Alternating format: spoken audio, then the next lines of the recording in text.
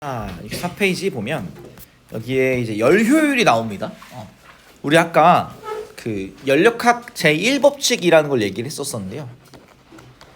연력학 제1법칙이 뭐였지? 무슨 법칙? 에너지 보존 법칙이었었어요. 지금 얘기할 거는 연력학 제2법칙을 합니다. 제2법칙, 이게 펜이 고장 나가지고 진짜 필기 쓰레기 같다. 여러분이 한 번은 들어봤을 말이야. 엔트로피 법칙이죠.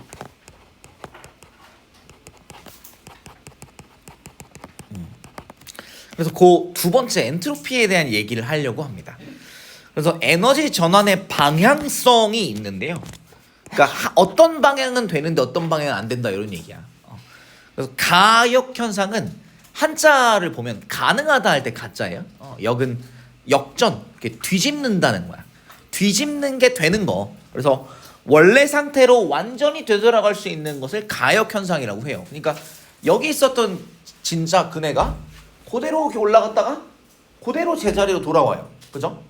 역학적 에너지가 보존되는 상황에서는 이거 그냥 무한 반복이죠. 그래서 A, B, A, B 이거를 그냥 죽을 때까지 반복하는 거야. 무한 반복이야. 요게 가역 현상입니다. 그래서 마찰과 공기 저항이 없는 역학적 에너지가 보존되는 상황에서 진동하는 진자가 가역이죠. 근데 사실은 자연계에서 일어나는 대부분의 현상은 그렇지 않다는 거야. 어떤 게 비가역이냐? 가역이 아니다는 거야.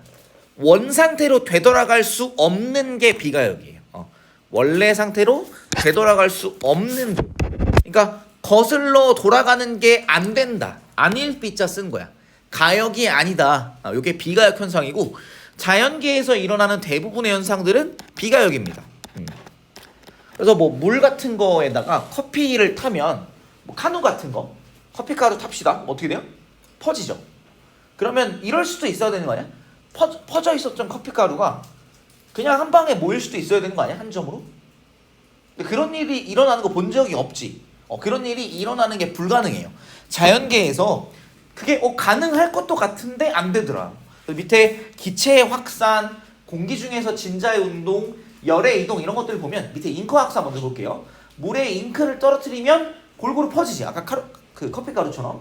근데 시간이 흘러도 잉크가 스스로 다시 한 곳으로 모이는 현상은 스스로는 일어나지 않는다. 우리가 뭐 에너지를 줘가지고 이렇게 막 빨아들이고 그러면 가능할 수도 있지만 그거 아니고 그냥 셀프로 가만히 둔다면 스스로 다시 한 곳으로 모이는 현상은 일어나지 않는다. 여러분 뭐 학교에서 뭐 에버랜드 같은데 뭐 갈 때 있잖아, 체험학습. 그러면 이제 다 같이 이제 전교생 버스에 태워가지고 가가지고 이렇게 입구에다 내려주잖아, 맞죠? 그럼 여러분은 이제 스스로 막 놀 거잖아. 그러면 갑자기 놀고 있는데 모이는 시간도 아닌데 전교생이 갑자기 한 장소에서 모이는 일이 있을까? 약속을 안 했다고 한다면? 다 자기들 놀고 싶은데 놀 텐데 처음에는 한 장소에서 모여서 출발했죠. 그러다 어떻게 돼? 각자 가고 싶은데 가다 보면 이게 골고루 퍼지게 되는 게 자연스러운 일이라는 거지. 그래서 이게 스스로 아무것도 안 했는데 갑자기 한 곳으로 모이는 현상이 일어날 수는 없다라는 얘기를 하는 거예요. 이게 무작위하게 하나하나 분자 하나하나가 자기 맘대로 무작위하게 움직이다 보면 그게 한 곳으로 모인다는 건 불가능하다는 얘기예요. 그 다음에 공기 중에서 진자의 운동하던 진자, 이거 아래 그림에 자세히 나와 있는데 공기 저항에 의해서 멈추게 돼요. 근데 시간이 흘러도 멈췄던 그네가 막 이렇게 멈췄어. 그네가 이렇게 가다 보면 멈추지. 놀이터에서. 그치? 그네가 갑자기 이렇게 되는 일이 없잖아. 그래서 이거 뭐 어떻게 해석하냐면 밑에 보면 이제 진자 운동, 그네 같은 게 있어요. 진자와 충돌한 공기 분자는 속력이 커져서 에너지를 얻게 됩니다. 반대로 진자의 에너지는 어떻게 됩니까? 작아지겠죠. 왜냐면 공기가 운동 방향의 반대 방향으로 공기가 밀어주게 되니까 공기 저항이 역학적 에너지를 감소시켜요. 운동 에너지의 변화, 진자와 충돌한 공기 분자의 평균 운동 에너지는 진자는 맞아가지고 빨라져. 이렇게 맞아서 미안해. 공기는 맞아서 빨라지는데 진자는 느려지죠. 그래서 공기 분자의 평균 운동 에너지는 이제 증가하는데, 근데 진자의 운동 에너지는 감소해요. 이거 어떻게 해석할 거냐? 진자의 운동 에너지가 공기 분자들의 평균적인 운동 에너지로 넘어갔다 이렇게 볼 수가 있는 거예요. 진자의 운동, 충분한 시간이 지난 뒤 진자는 멈추겠죠, 당연히. 그죠? 이 상태에서 운동하는 진자가 멈추는 과정에서 진자의 역학적 에너지는 뭐 공기분자, 추, 실의 열 에너지로 전환이 되는데, 근데 오른쪽에 이걸 보시면 제일 중요한 말이 요 말이에요. 무질서하다는 거. 무질서한 운동을 하기 때문에 진자를 다시 움직이게 할 수가 없다.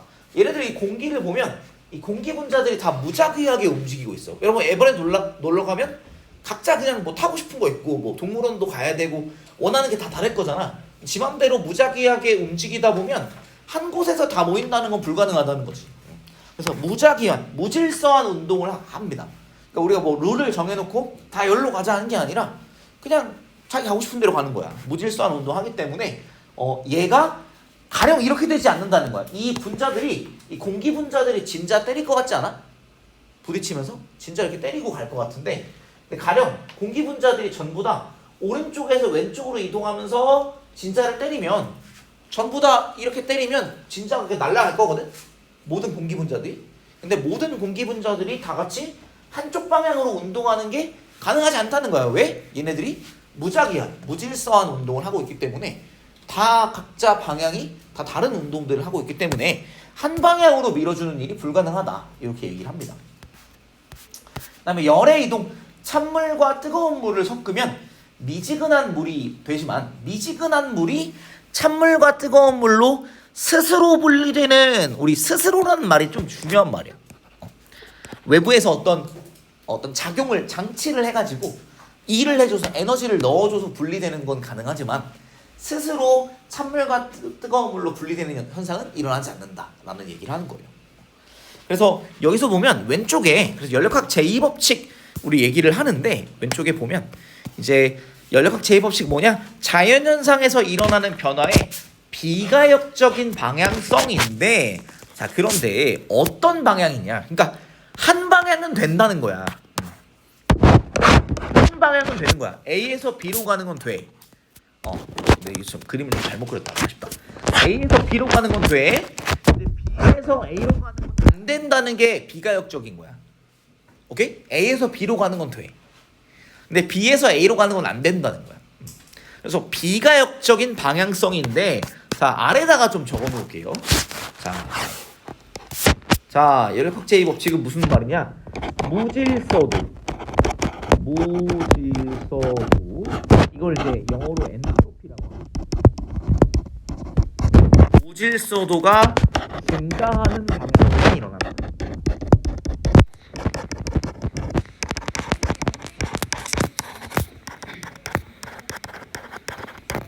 무질서도가 증가하는 방향. 무질서도, 엔트로피, 무작위도라고도 하거든. 그 다음에 아래다 하나만 더 써놓으면, 그 다음에 확률이 높은 방향으로만 일어납니다.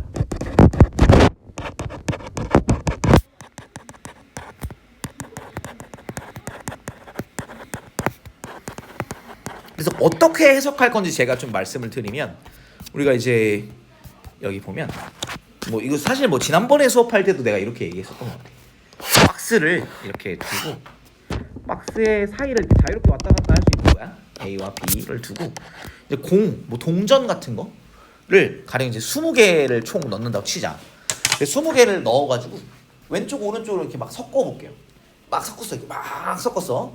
그 상태에서 기울이지 않고 딱 놓으면은 왼쪽에 동전이 있을 수도 있고 오른쪽에 있을 수도 있잖아요. 여러분이 막 돈을 걸어야 된다고 치면 왼쪽에 몇 개, 오른쪽에 몇 개 있다고 칠 거야? 총 20개야. 여러분 돈 걸어야 돼. 맞추면 돈 줄게 라고 하면 몇 개 걸 거야? 왼쪽에 10개, 오른쪽에 10개. 뭐 이런 것들은 있을 수가 있겠지. 뭐 아니면 좀 많으면 왼쪽에 11개, 오른쪽에 9개 뭐 이럴 수도 있겠지. 그치? 뭐 아니면 왼쪽에 8개, 오른쪽에 12개 뭐 이런 건 가능할 것 같아. 근데 여러분이 이건 안 할 것 같아. 가령 좀만 치워. 이건 안 할 것 같아. 왼쪽에 20개, 오른쪽에 0개는 안 할 것 같아. 왜 그럴까? 확률이 다르다는 걸 알기 때문에. 어떤 게 확률이 높아요? 여기 가장 확률이 높아요. 우리 여러분 확률 계산해 볼 수 있을까? 확통 어느 정도 하면 이제 어떻게 해? 왼쪽 절반, 오른쪽 절반. 왼쪽에 있을 확률 2분의 1, 오른쪽 확률 2분의 1. 20개 중에 10개가 왼쪽에 있을 확률 얼마일까? 20개 중에 10개를 고르는 거야. 20C 10. 뭐 이렇게 설명해도 되나? 곱하기 2분의 1에 10승 곱하기 오른쪽은 2분의 1에 10승 이렇게 되는 거지. 그치? 이거 아니야? 이거 먼저 알 것 같은데? 그 다음에 11개는 20C 11 곱하기 2분의 1에 11승 곱하기 2분의 1에 9승이에요. 그래서 이 오른쪽은 똑같아. 근데 뭐만 다르냐? 앞에 붙은 개수가 다른 거야. 근데 이 한쪽에 20개, 다른 한쪽에 연계되는 거는 20C 0이에요. 경우의 수가 몇 개냐면 한 개. 그러니까 1번부터 20번까지 공에 이름을 붙여놓은 거야. 그럼 1번 공, 2번 공, 3번 공 쭈르륵 해서 모든 공이 다 왼쪽에 있는 경우의 수는 한 가지밖에 없겠지. 그치? 전체 경우의 수는 2에 20승계잖아. 몇 개야? 2의 10승이 1024잖아. 대충 100만 개 정도 되는 거잖아. 100만 분의 1 정도의 확률로 왼쪽에 전부 다 있는 거야. 혹은 100만 분의 1 정도 확률로 오른쪽에 다 있는 거지. 근데 이 중간에 10대 10으로 분배되어 있는 확률 20C 10은 나 계산하기 귀찮은데 한번 해보세요. 생각보다 꽤 확률이 높아. 그래서 여러분들이 이렇게 되면 어떻게 되냐면 양쪽에 극단적으로 되어 있는 건 확률이 이렇게 낮을 거고 이 중심에서 확률이 높을 겁니다. 이렇게 정규분포란 말 들어봤니? 어쨌든 이렇게 얘는 이항분 안 중요해. 어쨌든 간 어떻게 된다 결국에는 이 중앙이 확률이 제일 높다는 거야. 균등 분배된 상황이 확률이 제일 높다는 거예요. 그래서 왼쪽과 오른쪽 중에 한쪽에만 많이 쏠려 있다기보다는 이 적당하게 균등 분배된 상황이 확률이 높은 방향이고 우리는 확률이 높은 방향으로만 일어난다. 자연계에서 스스로 일어나는 일들은 확률이 높은 방향으로만 일어난다. 그래서 가령 고온과 저온이 있어. 열은 스스로 고온에서 저온으로만 이동하는 거야. 우리 온도가 높은 건 내부 에너지가 많은 거지. 그치? 왼쪽은 내부 에너지가 많고 20이고 오른쪽은 0이었다 치자. 그럼 섞으면 어떻게 될까? 10대 10이 되는 게 확률이 제일 높지. 자, 20대 0은 확률이 낮지. 그거보다 확률이 어떻게 높아? 10대 10의 확률이 높으니까 어떻게 된다? 고온 저온이었던 것이 온도가 같아지는 방향으로 움직이는 거야. 그게 확률이 높기 때문에. 그래서 확률이 높아지는 방향. 그래서 열이 어디로? 스스로 고온에서 저온으로 이동하는 건 확률이 높은 방향이야. 근데 반대로 저온에서 고온으로 열이 이동하는 건 어떻게 되는 거야? 얘를 10대 10에서 20대 0으로 만드는 거지. 그치? 확률이 매우 낮은 방향이지. 그래서 일어나지 않는다는 거야. 스스로는. 요게 열역학 제2법칙입니다. 그래서 요 표현들 다양하게 보면 자발적으로 일어나는 자연상의 방향성이 있다. 어느 방향이다? 요 방향이야. 무질서로 엔트로피가 증가하는 방향이다. 확률이 높아지는 방향으로만 일어난다. 요게 열역학 제2법칙이고요. 그래서 열은 스스로 고온에서 저온으로만 이동한다.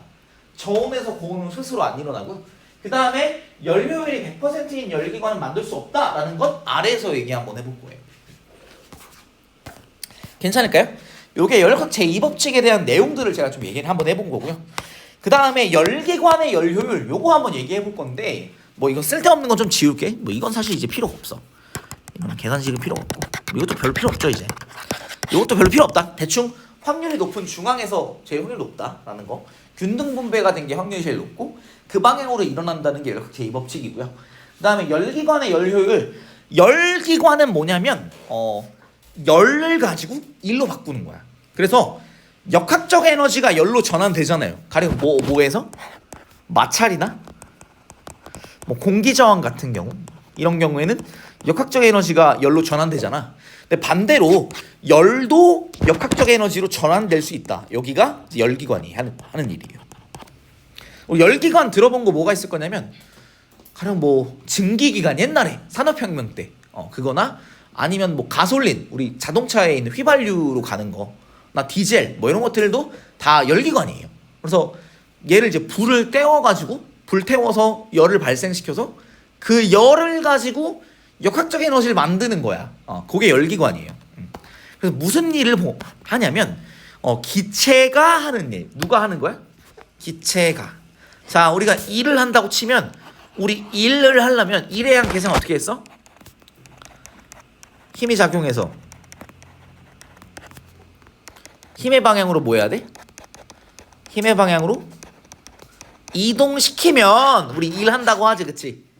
근데 우리가 기체에 대해서 조금만 얘기를 좀 해볼 게 있는데 여러분이 그건 알아? PV는 NRT 들어봤어? 이건 이제 화학에서 좀 얘기를 했을 수도 있는데 지금 화학에서 빠져가지고. 근데 이제 여러분 중학교 때 배운 보일 법칙, 샤를 법칙이 있어. 뭐 중요하진 않아. 그래서 이게 뭐냐면 P는 압력이에요. 기체의 압력, 그 다음에 V는 볼륨, 압력 프레셔. 프레셔랑 부피, 볼륨의 곱은 뭐에 비례한다? 온도에 비례합니다. 요게 이제 그 기체의 기본적인 성질인데, 근데 이제 온도가 높아지면 어떻게 될 것 같냐? 온도가 높아지면은 부피가 증가할 수도 있고요. 압력이 커질 수도 있어요. 그렇죠? 압력과 부피의 곱이 온도에 비례하거든. 요게 이제 보일 법칙과 샤를 법칙의 결론이었었어요. 중학교 때 배웠던 게 있는데 뭐 어쨌든 그래서 압력과 부피의 곱이 온도랑 이제 같이 가는 거야. 비례하는 거야. 기억을 해주시면 좋을 것 같고요. 아까 PV인 NRT 제가 말씀드렸던 거는 옛날에 화학에서는 했었는데 화학 과정에서 이게 좀 바뀌었나 봐. 그래서 요즘 잘 안 하더라고. 그래서 모르셔도 됩니다.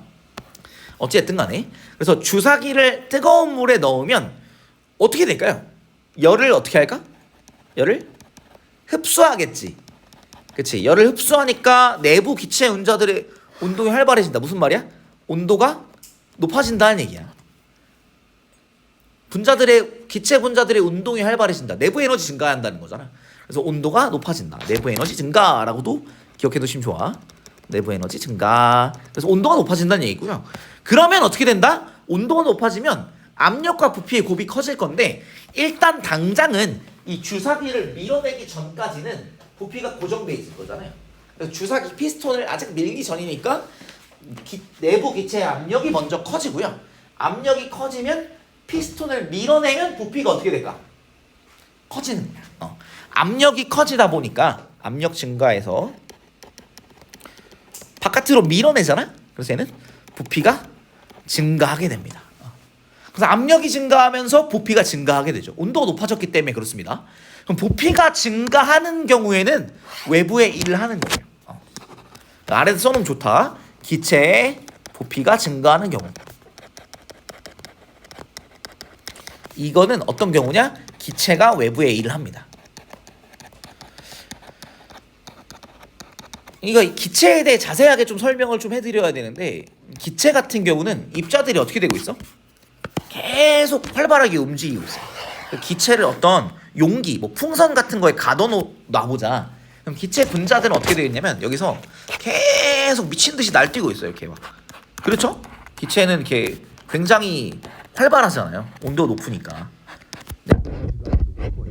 그래서 어떻게 되냐면 기체 지들끼리 부딪히기도 하지만 하는데 어떤 특징이 있냐면 이 바깥 용기를 때려요. 그러니까 풍선이 이렇게 쪼그라들지 않고 동그랗게 이렇게 돼 있잖아요. 왜 그러냐면 기체가 바깥 방향으로 평균적으로 이렇게 이 바깥 방향으로 힘을 주고 있더라. 용기의 바깥 방향으로 공기가 요 안에 들어있는 공기가 바깥 방향으로 힘을 줍니다. 이 풍선 근데 왜 안 커질까요? 왜 안 커지냐면 이 풍선 바깥에 있는 공기도 이 풍선을 바깥 방향으로 누르고 있기 때문이에요. 그래서 우리 대기압 1기압 들어봤죠? 공기 지금 대기압도 있잖아. 얘는 어떻게 하냐? 풍선을 안쪽으로 누르고 있는 거야. 그 다음에 풍선 안에 있는 공기는 바깥으로 힘을 주고 있는 거고 바깥으로 또 압력을 주고 있는 거예요. 그러니까 압력이라는 거 정의가 뭐냐면 압력 P는 면적분의 힘이에요. 그래서 기체가 바깥으로 힘을 주고 있는 거를 요 바깥 그 면적이 있을 거 아니야? 그 면적으로 나눠주는 거야. 바깥으로 주고 있는 힘들을 면적으로 나눠주고 있는 게 압력이에요. 그래서 이 압력과 이 힘은 바깥 방향으로 향하고 있어요. 근데 이 상태에서 기체의 부피가 한번 커져볼까? 그럼 부피가 커지면 어떻게 될까? 이 풍선이 커졌다 생각해보자. 자, 커졌어요. 그럼 어떻게 됐어요? 힘을 어디로 줬을까? 기체는 힘을 바깥으로 줬지. 그치? 그러면서 어디로 이동시켰어? 풍선 이 껍질을 바깥으로 이동시켰다. 기체는 압력을 항상 바깥으로 주고 있어요. 무조건 바깥으로 힘을 준다. 그렇기 때문에 기체의 부피가 커진다는 건 힘을 바깥으로 주면서 바깥으로 이동시킨다는 거야. 그건 무슨 말이야? 힘을 주어 힘의 방향으로 이동되는 거 뭐야? 일을 하는 거예요. 그래서 기체가 부피가 커지는 경우는 기체가 외부의 일을 하는 경우가 됩니다. 반대로 기체의 부피가 작아지면 외부 공기가 기체의 일을 해주는 게 돼요. 내가 하는 게 아니에요. 기체가 하는 게 아니라 외부 공기가 나를 누르면서 얘가 나한테 일을 하는 게 되는 거고, 반대로 기체의 부피가 커지면 기체가 일을 하는 게 되는 거예요. 왜? 기체는 힘을 바깥 방향으로만 주고 있으니까. 만약에 기체가 좀 지저분한 거 좀 지울게요. 소리 너무 지저분하다. 기체의 부피가 작아질 수도 있잖아요. 그렇죠? 기체의 부피가 이렇게 작아졌다 쳐볼까? 근데 힘은 어느 방향으로 주고 있었어? 바깥으로 주고 있었지. 근데 이동 어디로 했어? 안으로 이동했지. 그럼 기체가 요 안에 있었던 기체가 준 힘의 방향은 바깥인데 이동 방향은 안쪽이야. 그러니까 힘의 방향으로 이동한 게 아니라 힘의 방향 반대로 이동했어요. 그럼 얘는 뭐 한 거예요? 음의 일을 한 거지. 기억나? 그래서 공식이 있었잖아. 뭐였어? 힘 방향이랑 이동 방향이 같았을 때는 W가 양수일이었어. 그다음에 힘이랑 이동 방향이 수직할 때는 1의 양이 0이었고, 힘이랑 이동 방향이 뭔지 알지? 힘 이동 방향이 서로 반대일 때는 어땠지? 음수일을 하는 거였거든.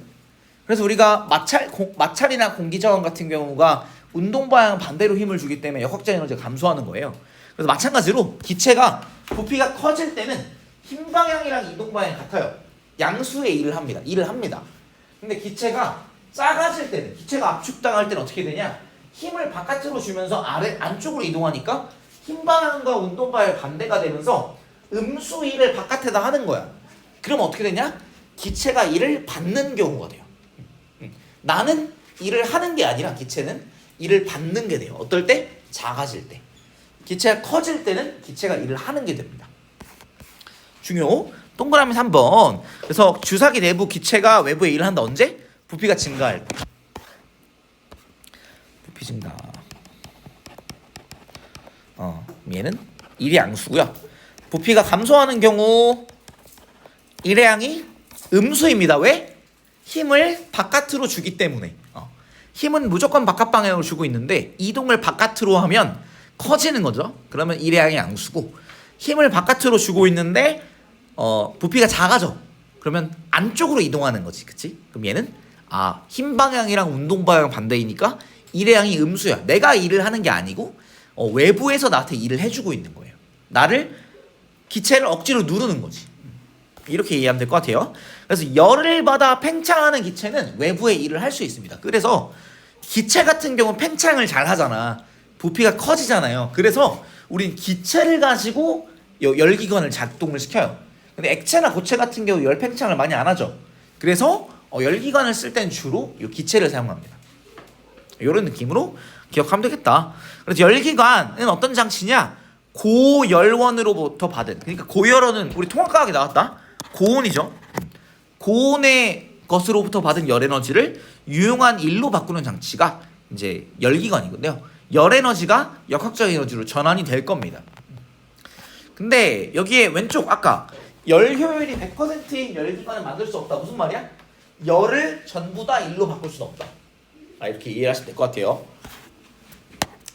다음으로 넘어가서 열기관의 구조, 이건 통합과학 때 봤잖아. 뭔지 알지? 다시 한번 해볼게. 그래서 고열원으로부터 Q1의 열을 뭐 한다?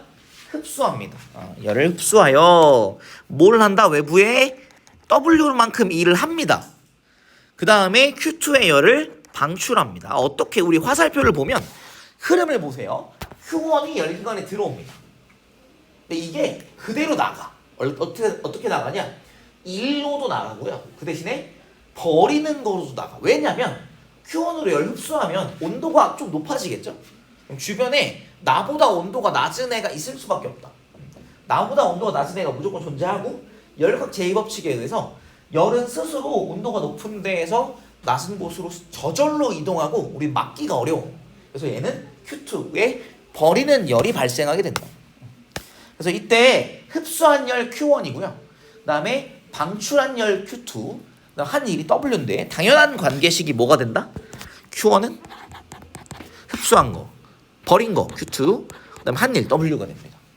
Q1은 Q2 더하기 W가 되고, 그래서 이걸 적당하게 이해하면 Q1 빼기 Q2가 W가 되죠. 그죠? 뭐 당연한 거잖아. 그치? 그 다음에 열기관의 열효율, 열기관에 공급된 열 Q1이 있어. 에 대해서 외부에 한 일 W의 비율. 뭐 간단하게 뭐 여러분 뭐 치킨이 먹고 싶어. 뭐 치킨 하나 2만 원 하나? 근데 배달 어플로 시키면 이제 2만 원으로 난 보고 들어갔어. 근데 배달 팁이 있잖아. 5천 원이 있대. 그러면 나는 이제 2만 원짜리 치킨이라 생각하고 딱 켰는데 알고 보니까 2만 5천 원이라는 거잖아. 그럼 어떤 느낌이 들어? 5천 원은 조금 아깝지, 그치? 2만 원은 별로 안 아깝잖아. 그러니까 치킨을 내가 먹었잖아, 그쵸? 치킨이 2만 원이고 배달비까지 합하면 2만 5천 원이야. 내가 생각하기에 물론 그 배달해주는 게 되게 고마운 거지만 내가 생각하기에 내가 느끼는 효율은 2만 5천 원 분의 2만 원이 되지, 그치? 치킨이 2만 원짜리인 걸 내가 알고 있잖아, 가격표를. 근데 2만 5천 원 줬잖아, 내가. 5천 원을 배달비가 있지만 뭔 느낌인지 알겠어? 그래서 내가 전체 넣어준 열이 Q1인데 내가 원했던 게 W인 거야. 내가 전체 공급해준 게 Q1인데 내가 원했던 건 W만 원했던 거야. 그러면 Q1분의 W가 열 효율이 됩니다.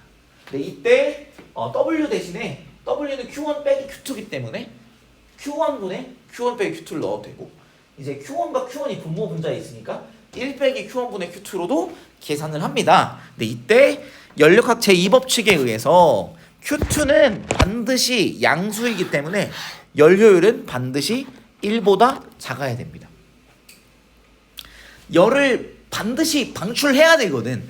열을 방출하지 않을 수가 없기 때문에 무조건 열을 방출해야 되기 때문에 그래서 열은 스스로 일을 할 수가 없고요. 그 다음에 모두 일로 바꿀 수도 없다.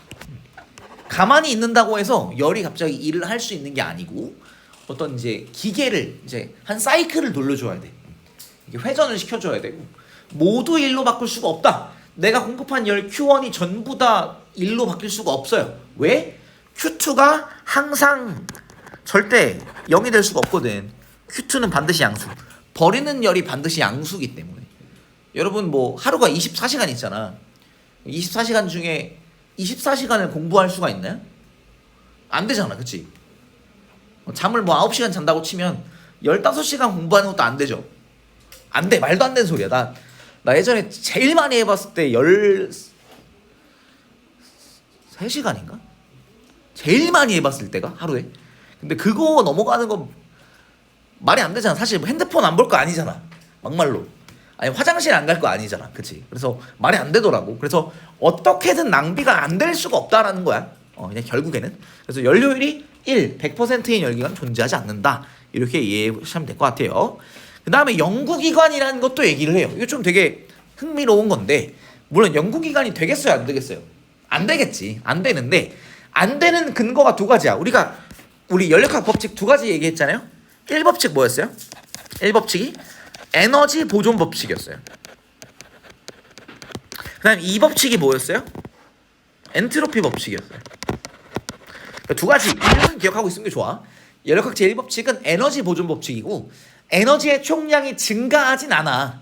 에너지의 총량이 감소하지도 않고 에너지의 총량은 그대로인데 그 에너지들끼리 서로 이렇게 전환된다는 얘기야. 연력학 제1법칙이고요. 그 다음에 연력학 제2법칙은 엔트로피 법칙, 확률이 높은 방향으로만 일어난다. 이런 얘기였는데요. 연구기관은 두 가지를 얘기합니다. 1종 연구기관이 있고 2종이 있어. 그러면 1종은 누구를 위배하는 거냐? 1법칙을 위배하는 거야. 그래서 제1종 연구기관 외부로부터 에너지 공급을 없어. 그러니까 밥을 안 먹었는데 계속 우리가 살아있을 수 있을까요? 아무것도 안 먹으면 결국엔 죽을 거야. 그래서 에너지 공급 없이도 일을 할 수 있는 기관이니까 얘는 에너지 보존 법칙에 위배됩니다. 말이 안 되죠. 밥을 아예 안 먹고 어떻게 살아있어? 말이 안 되지, 그치? 그래서 얘는 말이 안 돼. 딱 봐도 그러니까 이거는 에너지원이 없어. 그러면 연력학 제1법칙에 위배되는 거예요. 일은 하는데 에너지원이 없어. 그러니까 여러분 돈은 매달 돈은 쓰는데 버는 돈이 없어. 이거 안 되겠죠. 말이 안 되잖아. 그러니까 그래서 아예 말이 안 되는 게 1종 연구기관이라고 보시면 되고요. 2종 연구기관은 얘는 연력학 제2법칙에 위배됩니다.